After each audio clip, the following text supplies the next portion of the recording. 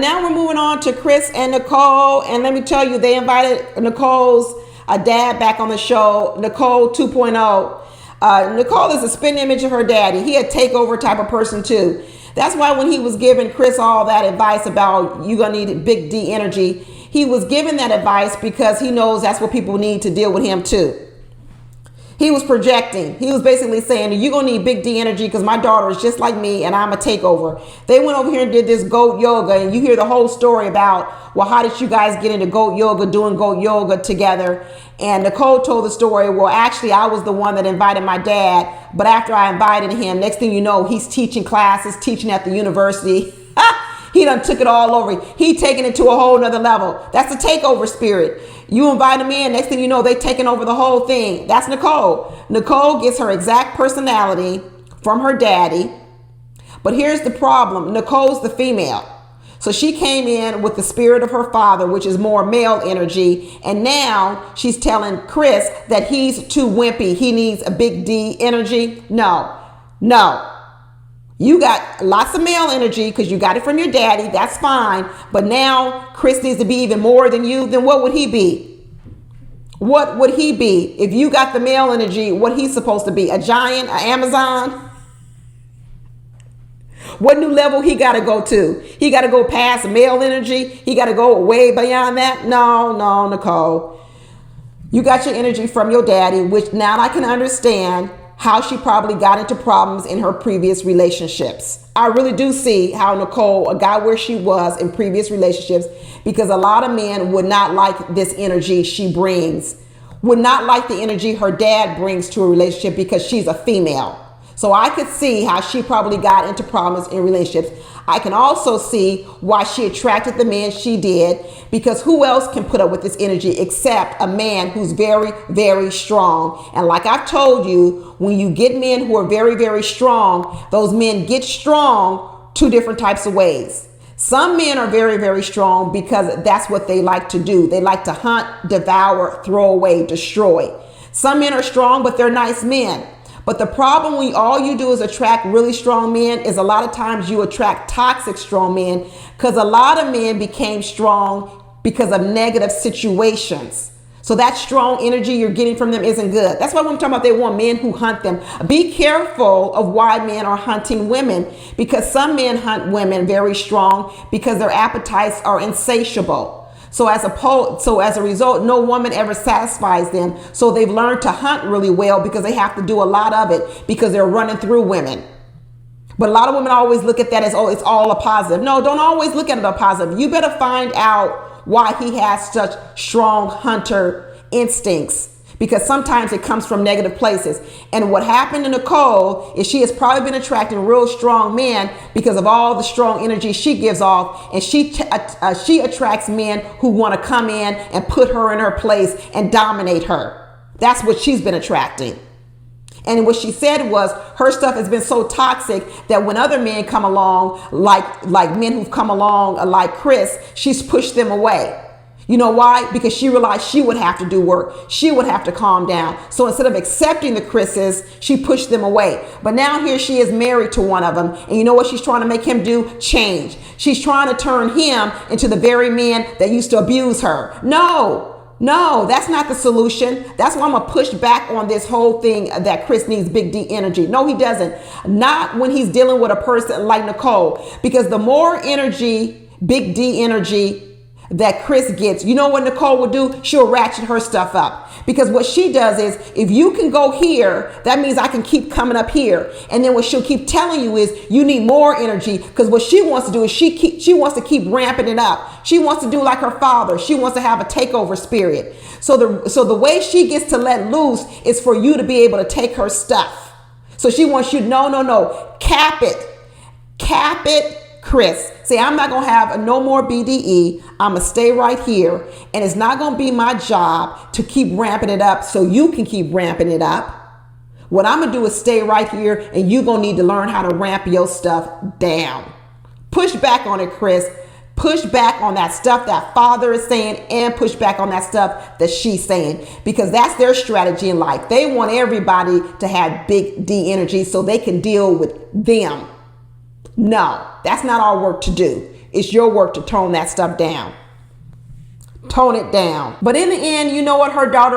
In the end, her father realized Chris is really good for her. Chris is really good for her. And he even said, you know what? Now you can start calling me daddy and I'm going to call you son. I really like that. I really like the blessing of the father on the marriage because, of course, he wasn't able to give it because it was married at first sight, marrying a stranger. So I was happy to see that he feels comfortable enough with Chris and Chris feels comfortable enough with him that they now could be a father and son. I really did enjoy that. The father was like, I thought it was going to take 8 weeks, but here we are.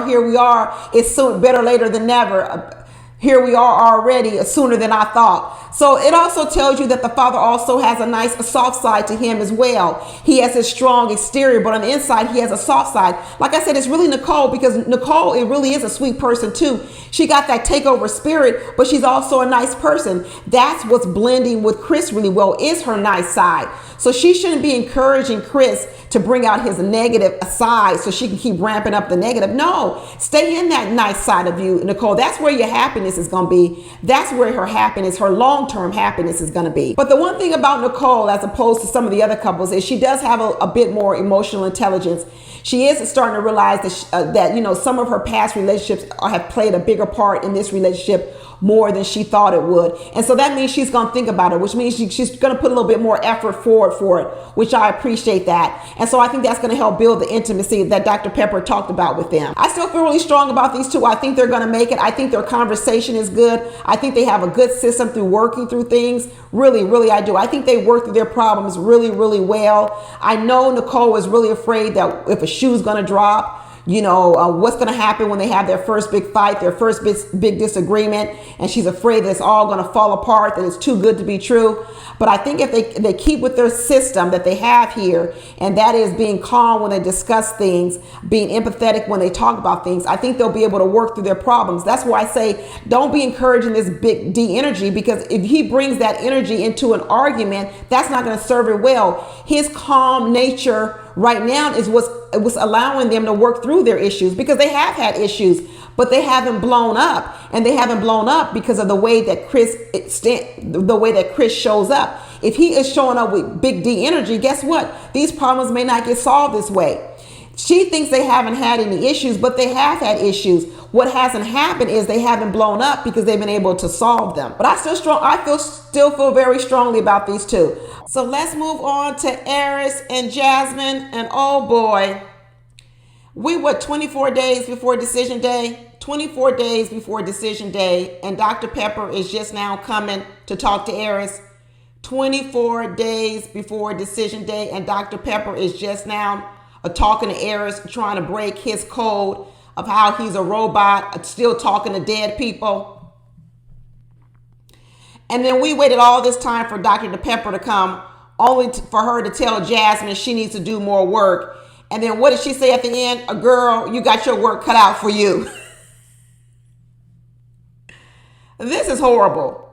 This is horrible. This is like calling a 911 and the lady on the opposite end says, well, maybe you ought to Google CPR. We ain't going to send nobody to help you keep your loved one alive. Just Google CPR and call us back and let us know how you doing. This was absolutely horrible. I told y'all that Airris's problems was wrapped up around all these dead people. From the father, we found out it's more than the father now. It's cousins, it's friends. And let me tell you, just true to Airris's form, I'm going to get into a little bit later on, but I got to mention it right here at the top. True to Airris's form, did you see how he described his friend that committed suicide? Did you hear how he described his emotions, his selfish emotions, how angry he was at the person, and how he just now had to start to forgive him? Because he called his friend who committed suicide selfish. I know that being angry is part of the grieving process when someone in your life commits suicide. I've known someone to commit suicide. I know how you might feel, that feeling of being upset that they didn't reach out to anyone, that they took these measures. I get it. But after that, you're supposed to move on to grief. You're supposed to move to the next level of emotion, which is grief. Anger is a very low level emotion, people. Very low level. When you are in anger mode, let me tell you, you're not expressing or practicing any type of real emotional intelligence. because anger is a feeling that babies feel. Babies. You see your baby when they get mad and they throw a temper tantrum at 2 years old because they can't really get in touch with their real feeling is, their real emotions. They can't express themselves. So here you have a 40-year-old man talking about when someone he supposedly loved killed himself, all he could talk about is his anger. What about your grief, Airris? What about your grief? See, herein is the problem with Airris. He doesn't know how to feel. He doesn't know how to feel. He didn't even know how to feel a grief. And he was sitting up here talking about this dead friend of his, talking about how selfish his friend was and how could he do that to people. And I had to spend all these years learning to forgive him. Well, you never learned how to grieve his death. You spent so much time being angry. You never learned how to grieve. That's why we hear now when Dr. Pepper, the psychologist or whatever she is, she realizes the job is even too big for her. And she tells Jasmin, girl, you got a big job on your hands. I tell you, I really don't like Airris. I cannot believe he's 40 years old and has this little bit of emotional intelligence. And he realizes that maybe his problems are wrapped up in dead people, but he's still running around with necklaces of dead people on his neck, keeping all that energy around him. He needs a cleanse. He needs a cleanse. He needs therapy, a cleanse, hypnotherapy. Jasmin, pack your bags. Girl, pack your bags. If this was in real time, I might drive down to Tennessee and pick Jasmin up myself and get her out of there. And then her mama came on this show giving some bad advice, but I suspect Jasmin didn't even tell her the whole story. She probably just told her mama the part where he didn't want to sleep with her. Jasmin was probably too embarrassed and too ashamed to say that this man talks about that he's not even attracted to her. And this week, Airris added some more things to the list that he needs from Jasmin. He needs her to open up. He's just now saying 2 words about some of his thoughts deep down inside. And now all of a sudden, Jasmin's the problem, or she won't open up. He added a couple of things to the list. Now he said, now Jasmin needs to show us what we have in common. Jasmin needs to do this. Jasmin needs to do that. Jasmin needs to do this. I'm angry at all these people. I'm angry over here at my friend. I'm angry at my mama. I'm angry at my daddy. I'm angry, angry, angry. 2-year-old emotions. Never went deeper, unintelligent emotionally. The list goes on. He got a list for Jasmin and I got a list for him. But let me start from the beginning of this whole episode, because in the beginning of the episode, he supposedly brings Jasmin some flowers and Jasmin's not impressed. Thank you, Airris. Jasmin's like, these flowers ain't making up for nothing. You ever have a fight with your husband or somebody? It'd be a big fight and they gonna come home and bring you some flowers and you be like, this ain't gonna make it up. This is not going to make it up. This is a drop in the bucket in terms of what you're going to need to do to make it up to me. Some flowers, after living with you all this time, Airris, you think flowers is going to do it? You want me to praise you and cheer you on because you brought me home some flowers? It's probably dead flowers. Probably a dead flowers. We didn't even see them doggone flowers. Airris talking about, oh, I'm so happy Dr. Pepper's coming because I'm interested in hearing what she has to say in order to help us. You should have been interested in what a therapist would say before you got on this show. That's when your interest in therapist should have started. It shouldn't have started when you got on here. Was this all a way to get some free therapy, Airris? Was this the way to get some free therapy? Because you really should have thought about what a therapist might say about you before you signed up on this show. Come to find out, the only reason he signed up because he thought it could cure him. He knew he was jacked up. He knew he was jacked up from the beginning. And all he did was come on this show to use a woman to try to cure him. He knew he couldn't stick with a woman, just like Felina said. He knew he wasn't ready, but instead of doing the real work, the hard work, and going to a therapist, what he decided to do was to put it on someone else. I told you guys that this is what Airris does.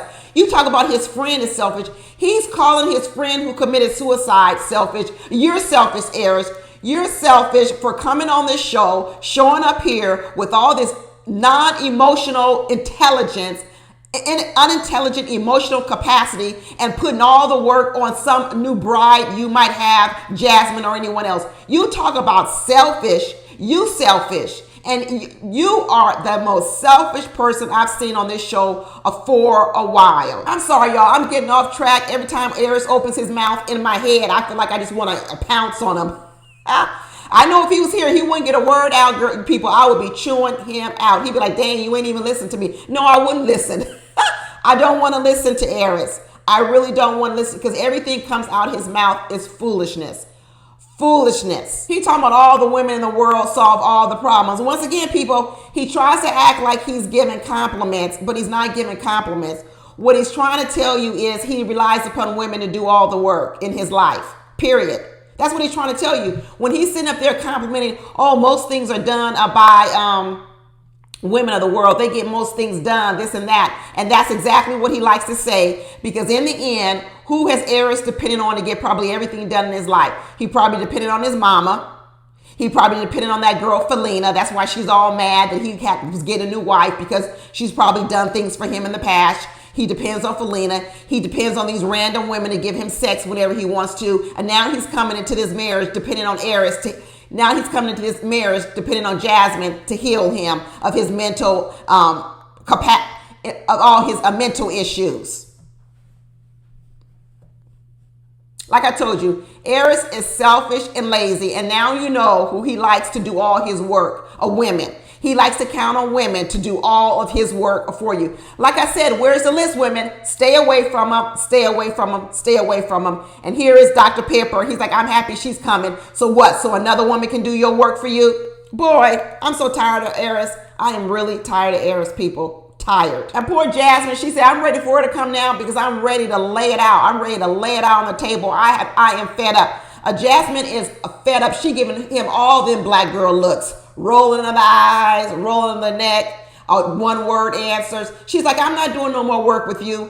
I'm not answering any more questions. Even later on in the episode, when they start doing that little fishbowl, all Airris was doing was asking her questions. Well, when she didn't answer Airris, why didn't you answer the question?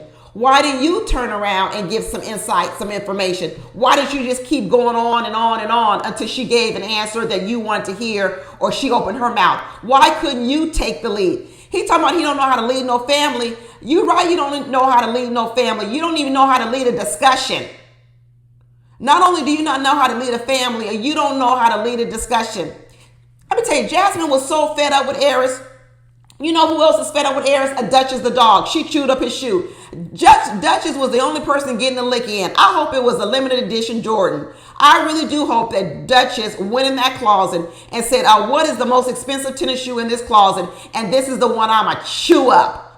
Thank you, Justice. Give me a high five on that, Justice. At least somebody got a lick in on him. Poor Jasmin talking about, here I am married to a man triggering me. I just now got to this point where I feel good about myself, getting my self-esteem up, trying to love on myself, self-care. There are a lot of women at Jasmin's age are going through these types of things. And can you imagine going through years and years and years of getting your self-esteem together, and then you get married to a man that tells you he ain't attracted to you? And every time you turn around, he's telling you some new reason why he's not attracted, because you don't have a vibe, because you don't have a big booty. Now he's talking about because she don't want to have deep conversations. You know what? Airris is probably going to start chasing Jasmin now, because you know what he knows? He knows that Jasmin don't give a damn no more. He now knows that Jasmin don't give a damn. And so now he's going to feel more comfortable.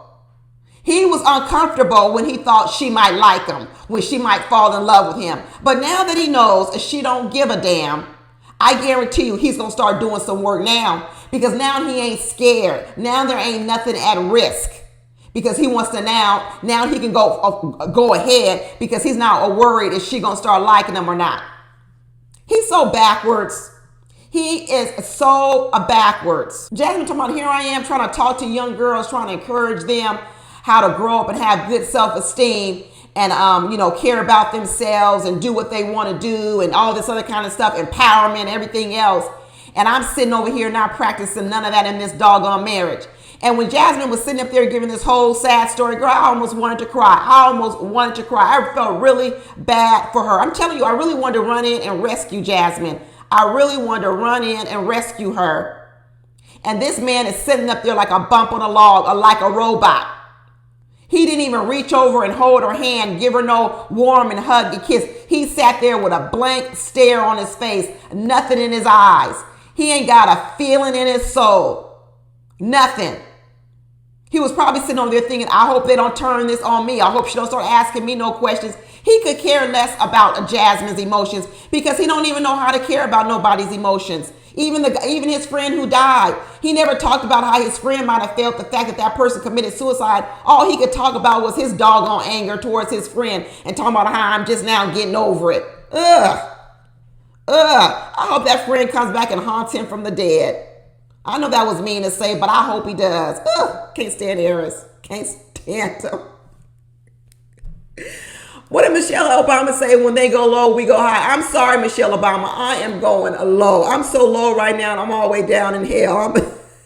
Let me pull myself out, people. Airris got me low in the dirt. Low. Jasmin over here talking about she feel like she all alone in this marriage. She don't even know if it makes sense to open up anymore. It doesn't make sense, Jasmin. It does not make sense. This is too heavy of a lift for you. This is not the kind of work you should be doing at your age with a person. It's not the kind of work you should be doing when you married a stranger. Absolutely not. You were dealt a bad hand. Don't feel bad. Don't let any of your religious teachings about divorce or anything like that get the best of you and make you stay in the marriage with this man. Absolutely not. Because let me tell you, there is no guarantee that he's ever going to get over any of this. You know what? People can improve, but you don't know the amount of improvement Airris needs to do. It still wouldn't be satisfactory. Jasmin needs to cut her losses and move on. Cut her losses and move on. I know her father's a preacher and her parents been married for 30 years. So they probably going to try to push her to stay in this marriage.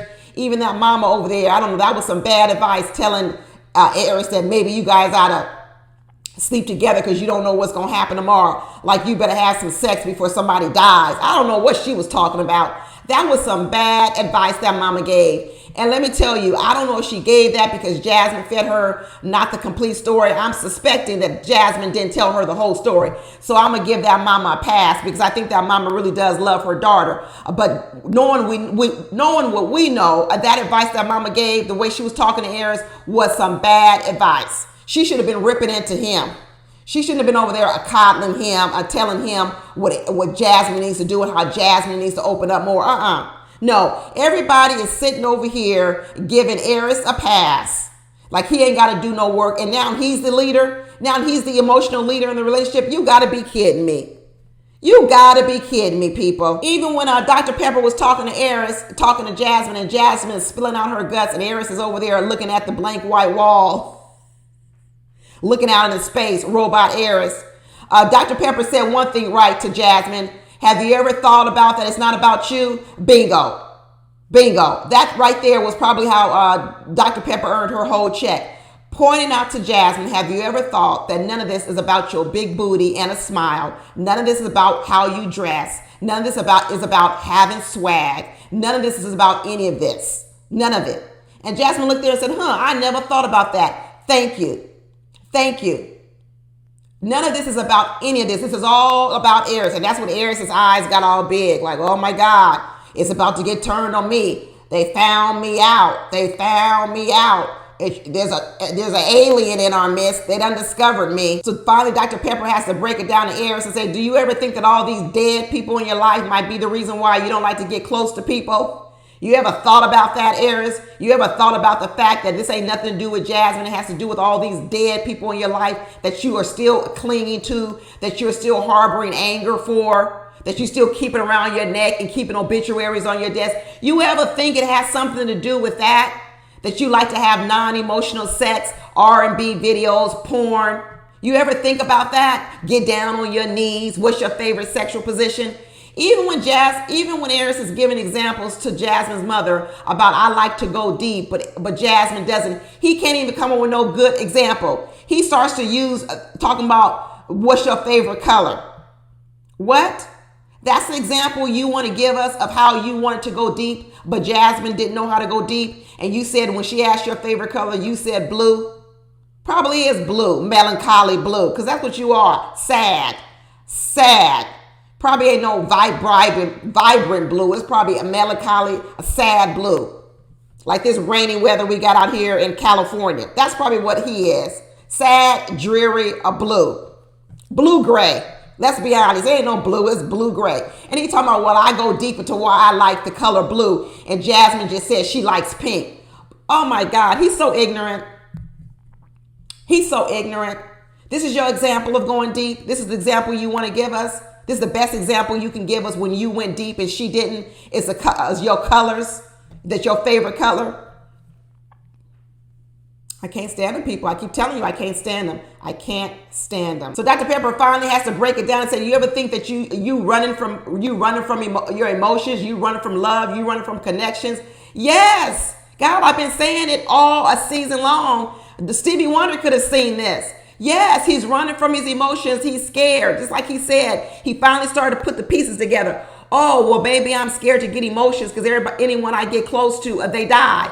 Exactly. So he was liking Jasmin in the beginning, but then when he started to realize that maybe I could get close to her, he was like, oh, I better run away from her because then she could die. So let me start figuring out reasons of my excuse of running, because I can't really tell people the reason I'm running is because I'm all messed up inside. I got to start talking about things like vibes and big booties and the fact that you don't wear no sneakers. I'm so glad Duchess ate up that sneaker. Good for you, Duchess. Duchess probably said, you want to talk about my mama and how she needs some sneakers in order for you to feel attracted to her? Well, I'm going to chew up these damn sneakers. Good for you, Duchess. Duchess is the MVP of this whole episode. The MVP. These dogs are sick of these people. Duchess is sick of Airris. And when we get to Clint and Gina, Hank is sick of Gina. I can't believe after this whole little therapy session, Dr. Pepper looked over at Jasmin and said, girl, you got your work cut out for you. You got a lot to excavate. What? What the heck? The therapist looked over at Jasmin, who's only been a wife for 30 days, talking about, girl, you got your work cut out for you and you got a lot to excavate. She ain't no archaeologist. She ain't gonna be over here digging up no dead bones. Jasmin, girl, pack your bags, pack up Duchess, and get the heck out of there. Get the heck up out of there now. Now, does Jasmin have some things she need to work through in terms of communication? She probably does.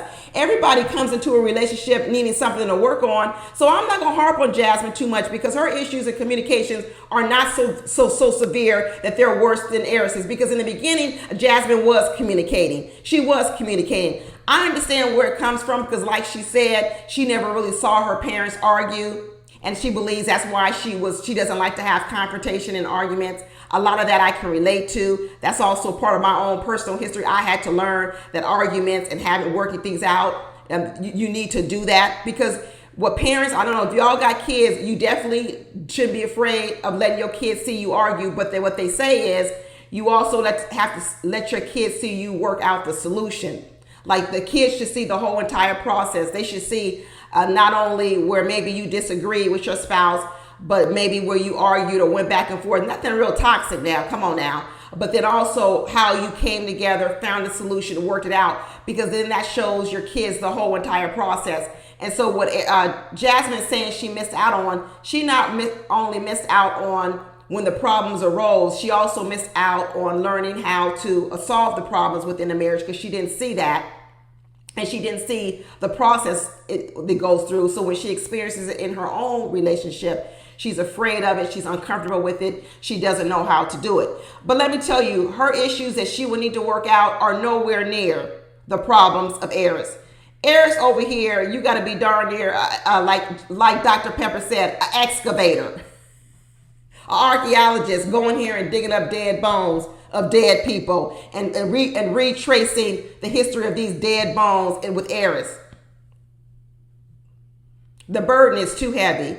The burden is too heavy. Jasmin's checked out. She is checking out just like when Airris was asking her those questions. Finally, she said, well, why don't you go first? He up here peppering her with questions. Why don't you go first? You so busy talking about you ready to go deep now and answer some quick questions. You go first. You answer the questions. No. Even when Dr. Pepper was sitting there with Jasmin, I didn't even like the fact that Dr. Pepper made Jasmin go first. I didn't like that. Jasmin has been going first. It's time for Airris to do something. Don't be letting Airris sit up in the position to be the one to be able to listen to Jasmin's stories first and be the one to ask all the questions first. No, you go first or you do something. Forget all this stuff he's talking about everybody, all the women do all the work in the world except for Eve. She the one that messed it up. Somebody need to give him a rotten apple. Airris finally answered that last question, what worries you at the most? And she said, of this marriage. Jasmin said, of this marriage. I'm going to answer that. I'm answering that question. This marriage is what bothers me the most. Let me tell you something. You ever went out, started looking for a house to buy, and you were like, well, maybe I can buy me a fixer-upper. Maybe I'll buy me a fixer-upper house because the regular houses are too expensive. So you start looking at some other houses because a real estate agent tells you this is a fixer-upper, but you walk in the house and you go, a fixer-upper? This is a tear-down. That's Airris. Dr. Pepper is over here talking about Airris is a fixer-upper. He ain't a fixer-upper. He's not a fixer-upper. He is a tear-down.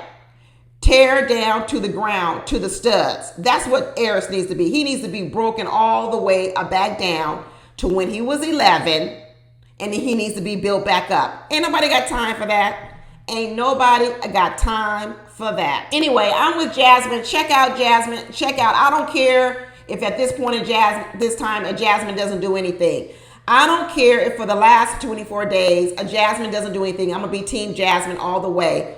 All of the way, because this isn't a marriage she should stay in. Absolutely not. Not at her age. She's got too many things going for her. Too many things going for her to waste it on Airris. Too many things. And thank you, El Rami, one of my subscribers who let me know that Jasmin got her teeth fixed. The Jasmin got her teeth fixed, y'all. We knew she was going to get her teeth fixed after this show. We knew she was. She went and got her teeth fixed. And guess what? She's ready to go. She is ready to go. But it doesn't really matter because that wasn't one of the reasons why Airris didn't like her in the first place. Just like those teeth didn't prevent Jasmin from winning all them beauty contests. Let me tell you, those teeth were not the reason why Airris didn't like her. She would have wound up here no matter what. But I am happy she invested in herself. She did something for herself and she looks beautiful. She always was beautiful, but she looks even more beautiful. And I hope that also helps her self-confidence. I really hope it helps her self-confidence as well. We saw some of the previews coming up and we see Shaq telling her, girl, you beautiful on the inside and the outside. And Jasmin was beaming from ear to ear. Jasmin gonna get married, y'all. Jasmin is wife material. She's wife material and she's gonna get married. I guarantee you. I trust and believe that when we start watching later episodes of Married at First Sight, Where Are They Now, whatever you want to do it, reunions, guarantee you in the next 3-4 years, whatever the case may be, Jasmin's gonna get married. She's wife material. I'm telling you, Jasmin is wife material. Now we're moving on to Kirstin and Shaq. And what does Shaq say this episode? Do your thing, player, do your thing. Well, folks, it looks like we have a liftoff. We have a liftoff. We got kisses this episode. And we find out at the end when they show the previews that they consummate the marriage on this same night. Well, thank goodness, 24 days before decision day, Kirstin's trying to lock this in. I told you guys that this had nothing to do with a bald head. I told you this had nothing to do with a bald head. You know who Kirstin is? Kirstin is a woman who walks around with a list. She has a list. And what she's doing is she's checking off the list before she feels you're worthy of her. And that's what she was doing to Shaq. She was going through the list. The problem is she got married at first sight. The problem that she ran into was she was married at first sight, so she should have been 2 feet in from the beginning. Instead, what Kirstin was doing was she was vetting Shaq as if she was dating Shaq. That's what she was doing. She was at a process of vetting Shaq when what she should have realized was I was married at first sight. I'm already in the marriage, so I need to move straight to that mode. But now here we are 24 days before decision day, and she's just now starting to really date and act like she married to Shaq. And let me tell you, we also find out that as soon as she gave up the cookies, she's over here talking about now you need to buy me a house. Girl, is your stuff worth all that? I'll buy you a house. And she don't mean buy a house together with him, people. She told him he needs to buy her a whole house or buy them a whole house, all his money. I told you guys Kirstin was broke. Didn't I tell you that she was broke? That's why she didn't have no furniture in that house. Kirstin is coming up with a list of everything that she needs from Shaq. Besides needing a house, she sat over here and wants him to do a logo for her business and a website. First of all, this is a 2023. 2023, and you're a real estate agent. Why the heck do you need your own website? Don't you work for a brokerage company, Keller Williams, Century 21, Remax? They have websites for their agents. All they do is plug and play. You put your picture up and a bio and it's done. Why the heck is he having to do a website for you? Why the heck is he having to do a logo for you? Keller Williams has their logo. You don't have no separate logo. Who is Kirstin? Is she an independent real estate agent out here? She ain't even working for no big brokerage company, working up underneath another broker who's experienced that can teach her, but she got a master's and a bachelor's. I'm telling you, Kirstin can't do too much.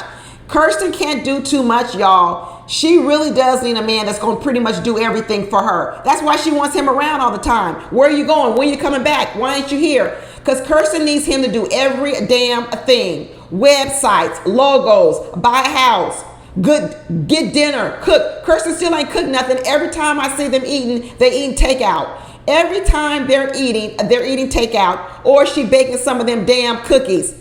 I'm so sick of Kirstin breaking them cookies, y'all. If I see her putting any more cookies in the oven, I'm going to cut their gas off at that house. I'm going to call the gas company and say, hey, go to apartment 12B and cut that gas off, because I'm sick of her baking these doggone cookies. She was baking them at that open house. I told y'all it was fake. Everybody else started telling me, no, that's how you do it nowadays. I said, it's fake. It's fake. It's for her to present her self in a way, because Kirstin likes to cover up who she really is. She likes to cover up who she really is. She really isn't all this confident. Here she is bringing cookies to Dr. Pepper. One trick pony. Cookies for everybody. Cookies for the open house. A cookie for the mentees. Cookies for Dr. Pepper. Girl.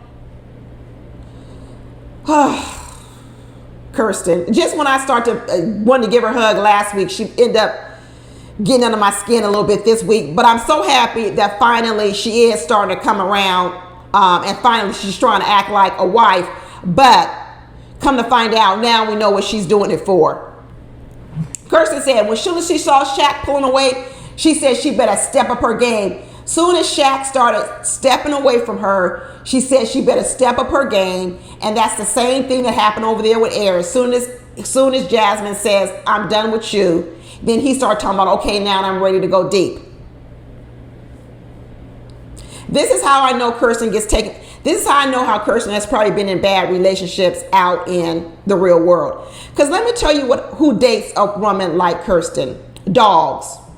Men who are strong hunters. The only man that will continue to chase Kirstin and wait for a kiss after 30, 45 days. The only man who will wait this long is a man who's also dating multiple women, because they're not dependent all on Kirstin for any of his love, affection, or whatever else. And also another man who is a heavy hunter, who has stamina, who knows how to hunt women real hard. So more than likely, she's going to attract a man, okay, who one, may be a cheater, okay, because no man's going to put all their eggs in Kirstin's basket, so he's going to be doing stuff on the side, but still taking her out. And the other man is going to be a man who's a heavy hunter, because he's going to like the chase of Kirstin, and it's going to be a game to him. But once he gets her and devours her, he's going to want to throw her away. Because what we're finding out about Kirstin is that even after you have the hunt and you have the kill and you have the capture, it's not much there. It's not much there afterwards. So it's a big build up. It's a real big build up, but then it's sort of a letdown. Because she told us she had a bachelor's and a master's, and now she's over here asking Shaq to build a website and a logo in 2023. I could go on Wix.com and build a website in an hour. I can go on Canva and have a logo in 10 seconds, 15, 20 seconds. And this is what she's asking her husband to do. We already know what Kirstin's love language is. We know what it is, people. It's acts of service.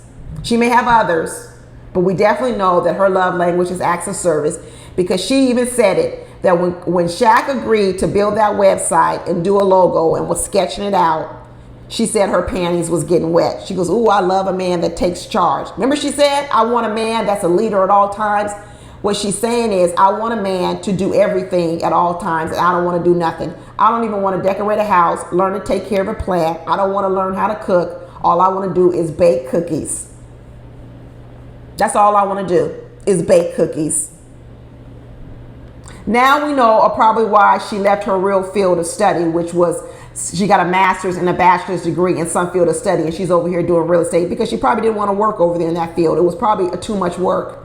She wanted to do real estate where she thinks she doesn't have to work that much, going to work when she wants to do her own schedule. That's what a lot of real estate agents think, and then they realize how hard it is, and if you really want to make money, you got to work a lot. Kirstin ain't trying to do that. Kirstin ain't trying to work all them hours. Kirstin's trying to sell one house a year. One house a year. That's what Kirstin's trying to do. That's why she probably ain't even with no real company talking about I need a logo on a website. Girl, go sign up with Keller Williams or Remax Century 21. I don't know. This is ridiculous. I don't even, Shaq's like, buy you a house. I got a whole PhD to care for. I got a whole pay for. Shaq probably got a PhD, a master's, and a bachelor's he's still paying for. Who knows how much student debt these two got between them? You talking about a master's, a bachelor's, a PhD on Shaq's end, a master's and a bachelor's on Kirstin's end, and even Kirstin ain't even working full time. She ain't working full time. We know the real estate market is a trash. It's trash right now. Kirstin ain't making no money. She over here talking about you gotta buy me a house and do me a logo and a website. Ugh. Goodness, people. Goodness. So Dr. Pepper finally shows up with them too. And Kirstin talking about good because I got a lot of questions. I'm sure she does. She got questions and no answers. Because Kirstin always got a lot of questions. She just doesn't have any answers. She said, got a lot of questions for Dr. Pepper. But one thing, good thing Dr. Pepper did say in the receptions is they said, I'm going to deviate from the Bible. And when I say do unto others as you would have them do unto you, I'm with you, Dr. Pepper. That does not work in relationships, because then what you're doing is you're doing for others according to your love language. Just like Dr. Pepper said, no, you need to speak the love language of your partner. Just like Kirstin is laying it out for Shaq, her love language is acts of service. Acts of service. Do stuff. Do stuff. That's what she wants. She wants you to do stuff for her before she's willing. Shaq might think her love language was words of affirmation. Kirstin said, I've always gotten words of affirmation. People have told me I'm beautiful my whole life. I don't need you to keep telling me I'm beautiful. I need you to do something. Like she said, be a leader, step up. It's all these code words. She don't really know how to express it, but that's what she's saying. She wants you to be her slave. Be my slave, and then I'll love you. As soon as you finish doing something, she's gonna come up with something new. And like he said, he said, okay, I could do that. I could do this website and this logo on one night. And he said, oh, you gonna pay me for it? And she said, oh, you can get paid in other ways. And she probably would. She probably would, because she would be thankful for it. She would be thankful for it. But the problem may be that how many acts of services do you have to do to get paid by Kirstin? Her pay is probably low. She pay you, but she probably pay you real low pay. You be doing these big acts of service, but when she want to pay you in return, it probably be down here, a minimum wage. Your reward is minimum wage.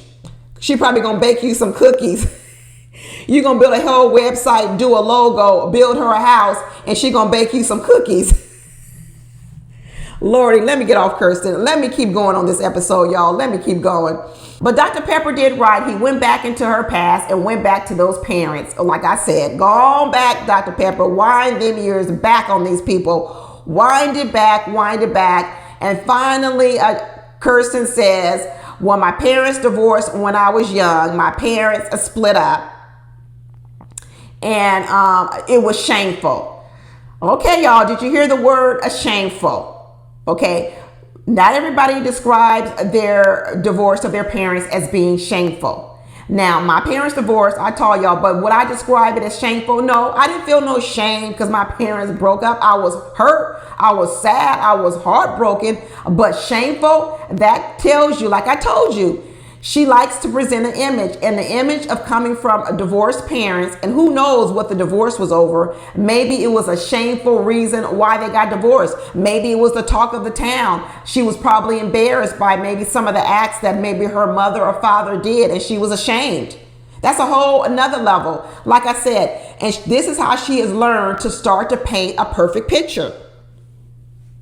Okay, she's talking about feeling shame way back when she was, 7 years old. So she talks about how she would lock herself up and kept all her sadness to her and didn't talk to anybody. I thought she was a daddy's girl.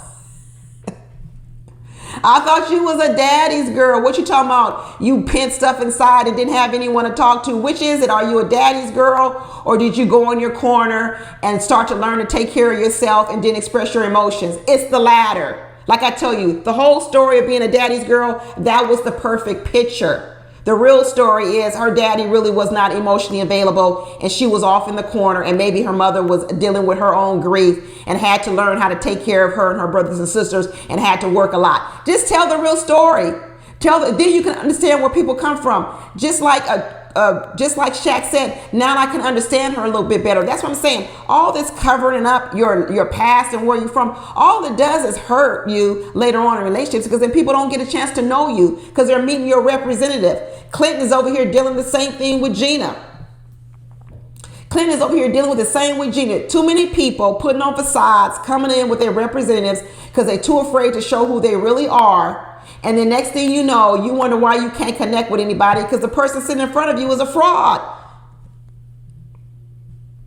And you're so afraid of the person finding out who you really are that you put all this stuff in between you, a pickiness. Like I told you from the very beginning, Kirstin's pickiness is a way to make you keep working harder. Now that you guys know, let me bring this full circle. Now that you guys know that Kirstin's love language is acts of service, hear me out. How do you think you get people to continue doing stuff for you? You know how you keep them keep doing stuff for you? You become picky. When they bring you one thing, you say, no, that's not what I want. That's not good enough. Then you know what you get? You get another acts of service because they go out and do something else for you. And you keep being picky and turning stuff down so that people continually keep trying to please you. So guess what you do? You get to sit back and receive all these acts of service till you get full and happy and be like, okay, now I'm ready to give you something in return. Let me go bake you some cookies. Oh, good Lord. Kirstin kind of is almost as bad as Airris in some ways. Well, I can't. No. Shut up, Deborah. She ain't that bad. But let me tell you, she got some years to unwind. She got a lot of years to unwind. And then Shaq is over here dealing with his own stuff from his past, from his mama, when he was talking about his mama was busy. His mama had a lot of things to heal and take care of. And so he felt he didn't get enough love and attention when he grew up. So now he's in this marriage and he's being triggered because he got this woman that don't want to give him no love and attention. Woo, Shaq said, I'm triggered. I'm triggered in this marriage. This is not what I want. I wanted a woman who was going to be attentive and love on me because I didn't get it from my mama. And the next thing I know, I'm married to the complete opposite. I'm married to a woman that is not attentive or loving on me at all. She don't even want to kiss me. I didn't get enough hugs and kisses from my mama, and now I ain't getting none from my wife. Shaq was fit to be tied in this marriage, fit to be tied. And now all of a sudden, Kirstin is coming around and Shaq is like, I'm still angry. I'm still bitter.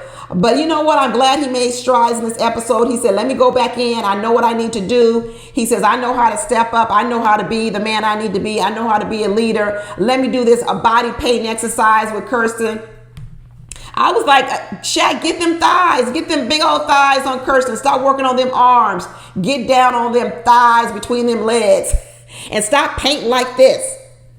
Short strokes. Paint with some long strokes, Shaq. It's supposed to be long strokes. Make it sensual.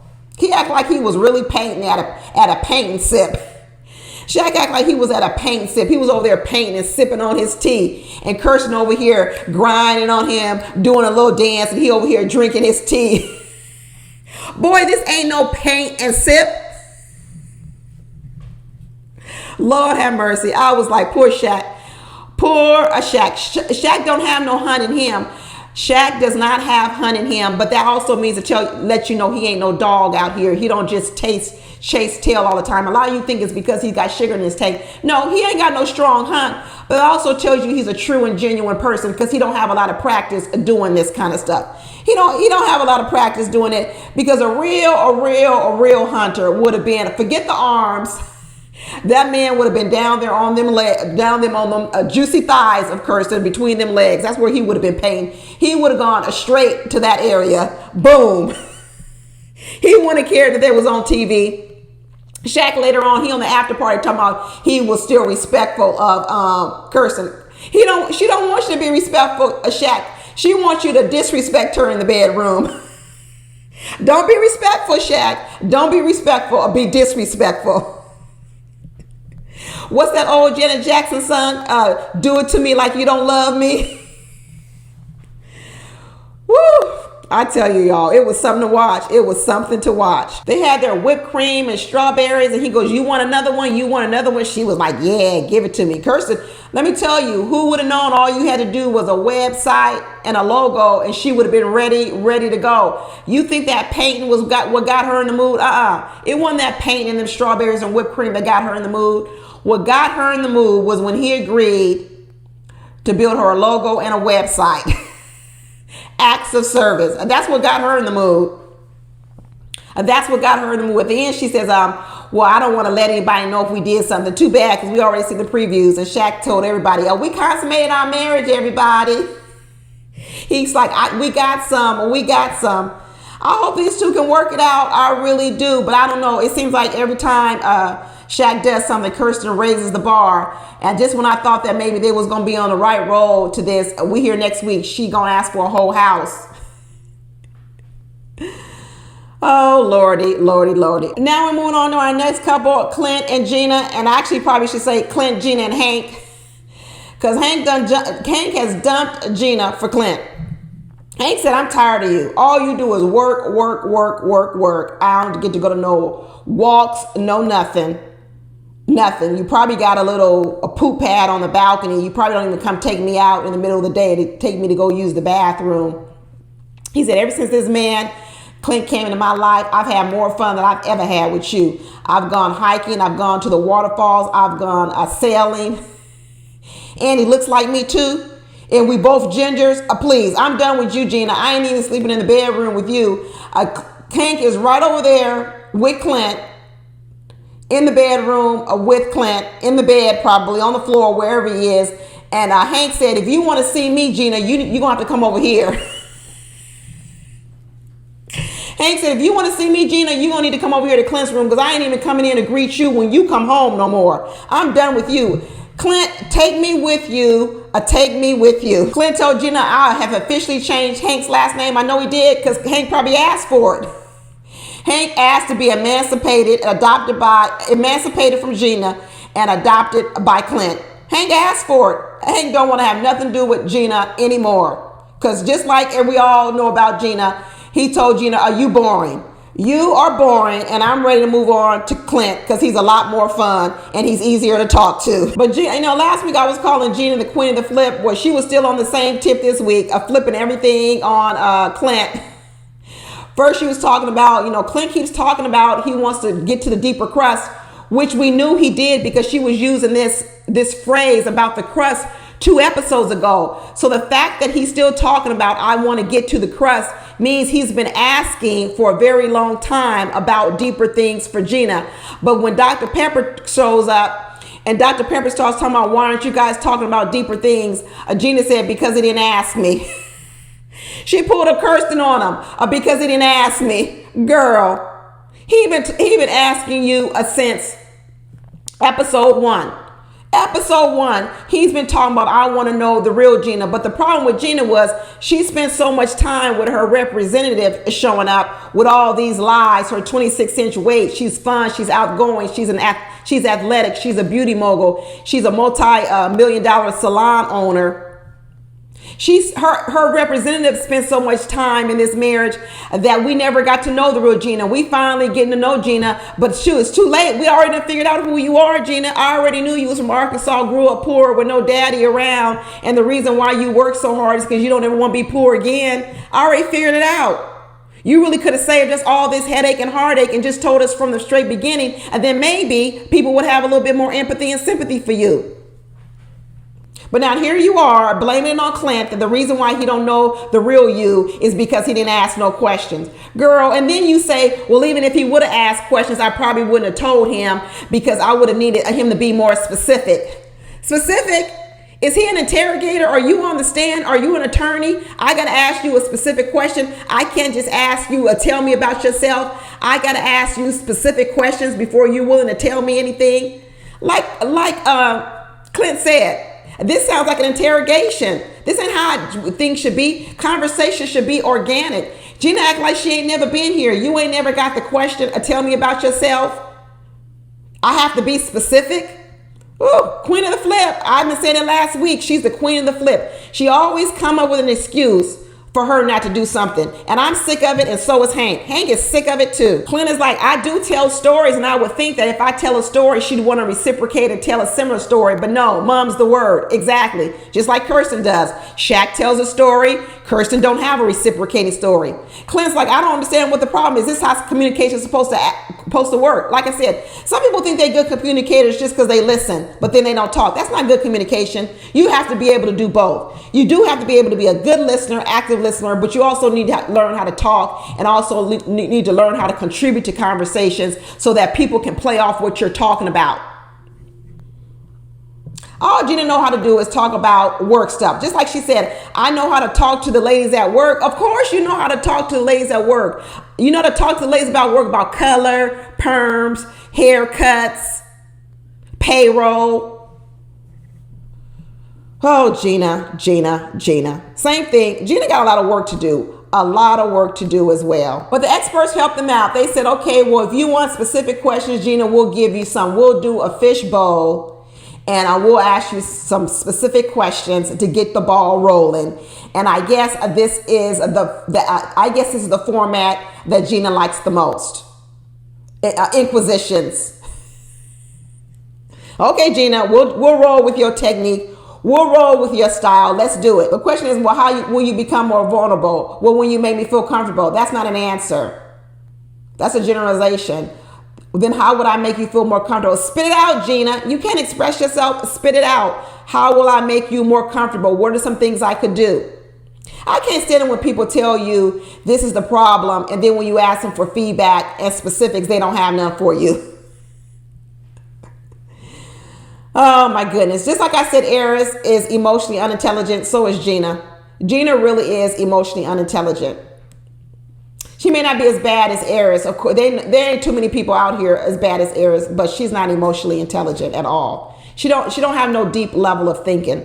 She really doesn't. She says she needs a safe space. So Gina says she needs a safe space to open up and be vulnerable. And she says all that honeymoon stuff was triggering to her. Well, then why'd you start it? If you're triggered by unsafe spaces, if you're triggered by people talking about your looks, then why would you go in and talk about somebody's looks? She's a hypocrite. So if you're triggered by people talking about your looks and that creates an safe space for you, and you know how bad you feel when someone creates an unsafe space, why the heck would you open that door and do that to someone else first? Like I told you guys, all these preemptive strikes are to keep people away from these people, right? Because Gina does know talking about your looks is harmful because she just said it. She said, when you talk about my looks or something personal, it doesn't make me feel like a safe space, and then I don't want to open up to you, which means she knows it's harmful. So then if you know it's harmful, why would you do it to someone else? Because what she's telling you is, I'm doing it to someone else because I really want them to do the same thing. I want them to not come in and try to get close to me. You get it? You get it? It's almost as if, let's say you have a ticklish spot.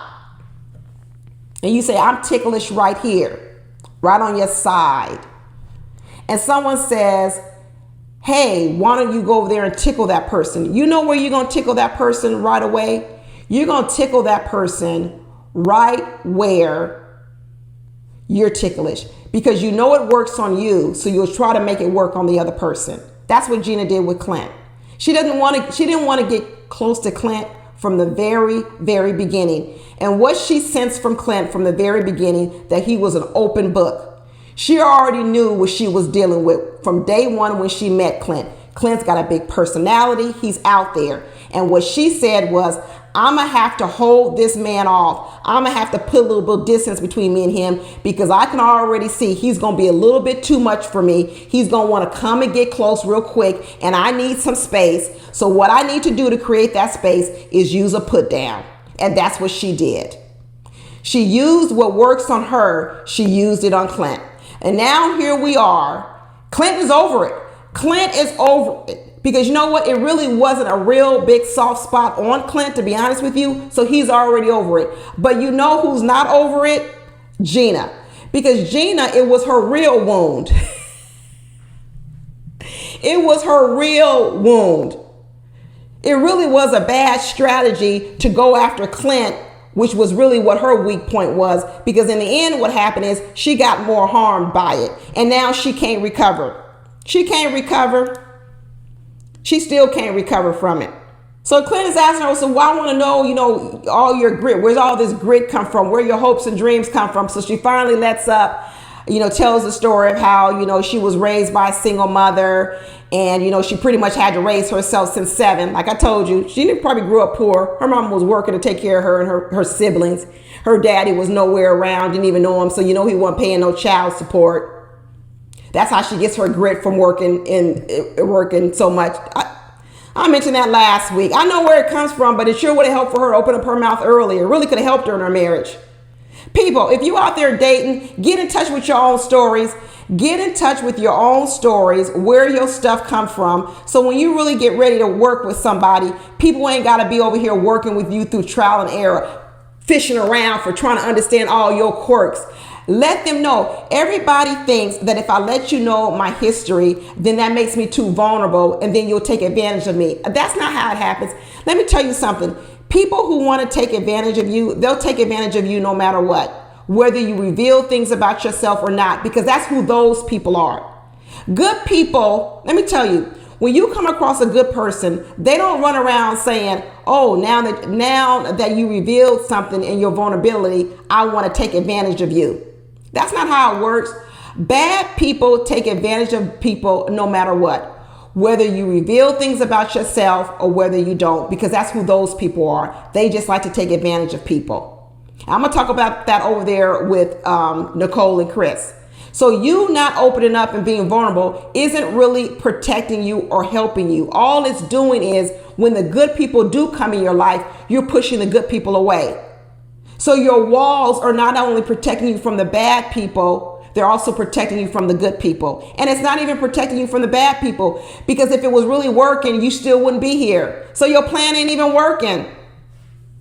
Take down your walls before you get into relationships, people. Take down your walls first. So Gina said one of her toxic traits she had since she was 7 was she didn't know how to take care of herself. One of her toxic traits from 7, she doesn't know how to ask for help. She said she was taking care of herself since 7. 7? What's that, 2nd grade? Good Lord, at 7 years old, she was taking care of herself? Oh boy, I'm telling you, this season is a season. Everybody on this show should have come with you know how they talk about premarital counseling before you get married, you're supposed to get premarital counsel? They should have got pre-therapy.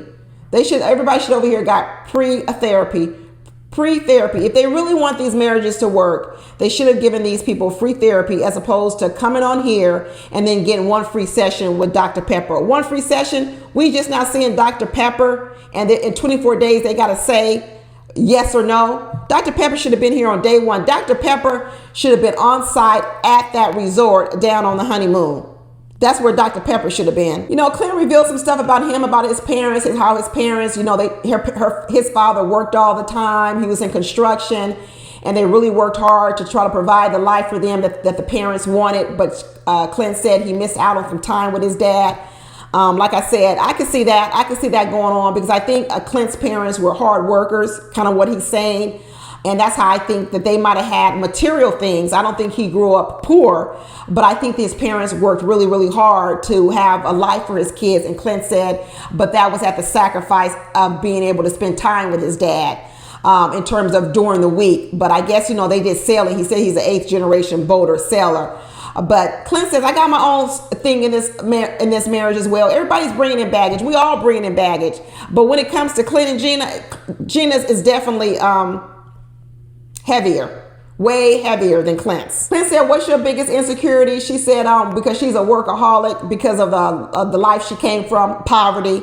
So she's a workaholic. That's why she can't even imagine Clint being a contributor, because she's never seen one. She doesn't know what it looks like, so she runs from it. She talking about all she knows is being a salon mom and a dog mom. You ain't no dog mom no more. Hank done demoted her to an auntie. You ain't the mom no more. You the auntie, but you ain't the mom no more. He got him a new daddy. Welcome to Married at First Sight, season 16, episode 12. And this is going to be for the after party, y'all. The after party. And on the after party was Jasmin, Shaquille, and Clint. And I did videos on all the other separate couples as well. But this is going to be for the after party. And Keisha and I pulled him and started saying, now we get into the vulnerable side of everybody. We're opening up. And how does it feel? And Clint was happy to say it felt good kicking down the door, Gina. Oh, boy, you didn't kick down that door. You cracked it. You like Nicole, you might slid a note up underneath, but you did not kick down no door of Gina. She just barely cracked that door. All she doing is looking through the peephole. You ain't kicked down no door. She just looking through the peephole now. But he said it's important to him to get to the crust because he's been in too many relationships where he has met the representative of whoever he was with, and he wants to get to the crust of the real person. He told a whole story how he was in a relationship with a woman for a couple of years. They bought a house together. I think they was living together. And next thing you know, that woman woke up and said she had a calling to be a nurse or a midwife. And that woman packed up her stuff and moved all the way to Colorado, Hawaii or something. He said he spent a whole 2 years in a relationship and didn't even know who he was with. He said he does not want to do that again.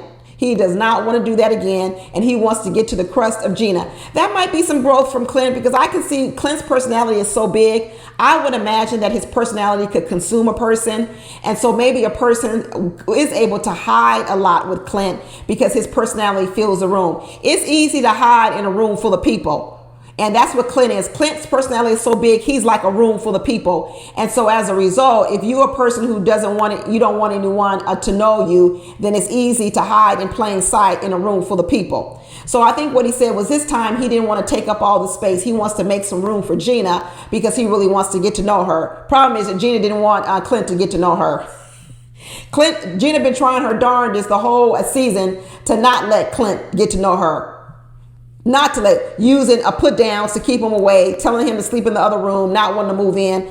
Gina has not been trying to do too much to let Clint get to know her. She's been doing everything she needs to do so Clint doesn't get to know her because she's ashamed of her past. That's what it's all about. But Clint over there talking about at the end of the day, they're trying to talk more about deep situations. At the end of the day, Gina got to come to his room because Hank don't even greet her at the door no more. Hank be hanging out with Clint in his room. Like I said, Hank done dumped Gina. Hank jumped Gina and said, Gina, if you want to get to know me and talk to me, you're going to have to come in here with me and Clint. He the one taking me hiking and going to the waterfalls. He the one taking me on walks. And all you doing is at that salon talking business and payroll. I don't want to do that. Hank says, I'm with Clint now. I'm with Clint now. Isn't it something how when they have all these dogs on these TV shows, how the dogs end up going to the person who's more empathetic and loving? Remember this year we got Hank saying, I want a man who's going to love on me. I'm going to Clint. He rubs me and kisses me. Gina, all you do is work. So Hank dumped Gina for Hank. Last time, remember when Noise Dog, I forget the Noise Dog name was. Remember when Noise Dog dumped her for her husband? That's when she got mad that time she came home and her dog was sitting in the bed with her husband and she got mad because that dog didn't even get up and greet her. Because that dog was like, I'm dumping you for him because he was the more loving one, the more kind one. Remember last year with Justin and Alexis? Remember when Alexis's dog dumped her for Justin? Even after Justin's dog bit Alexis's dog, that dog got over that bite and was still all up on Justin. When they be sitting on the couch, that dog was all over Justin. That dog was done with Alexis. Dogs have a sixth sense. They know where love is.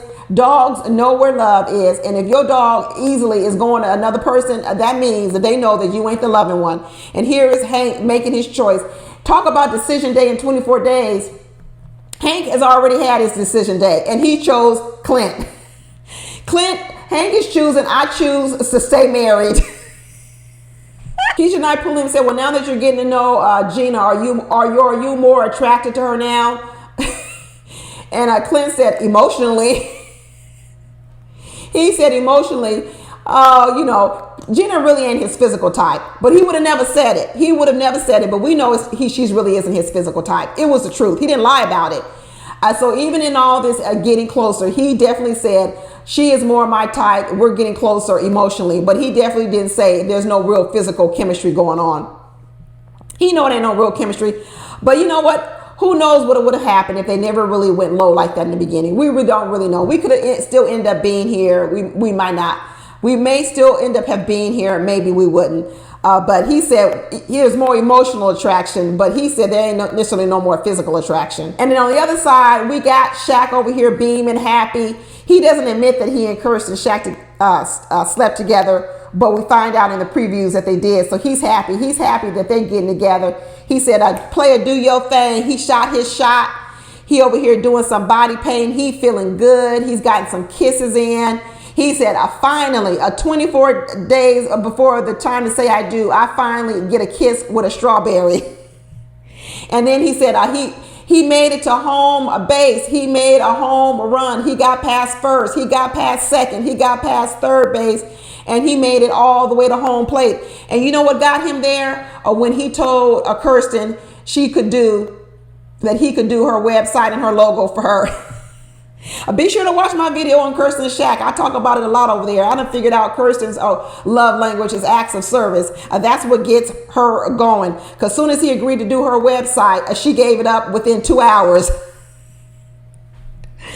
She gave it up within 2 hours. As soon as he said, I'll do your website for you and do a logo, her panties was dropped. It didn't have nothing to do with that body paint, y'all. It had nothing to do with that body paint. But be sure to watch my video on it. But Shaq said they took it to another level. He said that what Kirstin really wanted was for me to dominate her, and I'm really gonna go ahead and dominate her, but in a respectful way. No. She wants you to be a disrespectful in the domination in the bedroom, Shaq. Don't be respecting her now. She just, like you just said, she wants you to be a disrespectful. But now I understand Kirstin's code words when she says leader, dominate. She really wants the man to do everything. She wants him to do everything. So those are her code words. Not when you guys think about leader and all this. What Kirstin needs is she needs a man to do everything. Like I talk about in my video, all Kirstin does is bake cookies. That's really all she wants to do is bake cookies. That's it. There's not too much more she does or wants to do besides bake those cookies. I think Kirstin bakes cookies in every single episode. Every single episode. Keisha was like, Jasmin, would you want to do this body paint exercise as well? And Jasmin said, I wouldn't mind doing it. I would do it. Jasmin, don't do it. Don't do it at all. Clint was like, I might need to get me some watercolors. Who knew that all I had to do was paint some watercolors, and this is how you get to home plate. Clint was like, I should have had me some paint brushes and some watercolors. Because Clint still ain't got none. Still. But Shaq is in for something, because in the previews we saw that Kirstin said, now that you've done the website and done a logo, now I'm going to need you to buy me a whole house. And I'm the real estate agent, so I want to be able to keep the commission. I'm going to represent you in your purchase, and also you got to pay me my commission as well. This girl.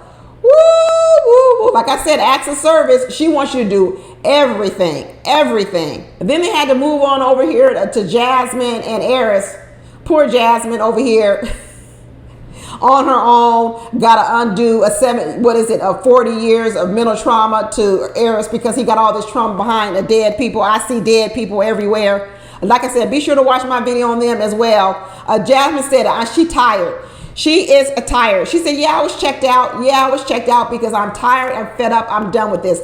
I've been doing all this heavy lifting for all these 2 months. And now we on the last month, last 24 days. And all of a sudden now he talk about he want to have deep conversations, and I'm still supposed to lead the conversation.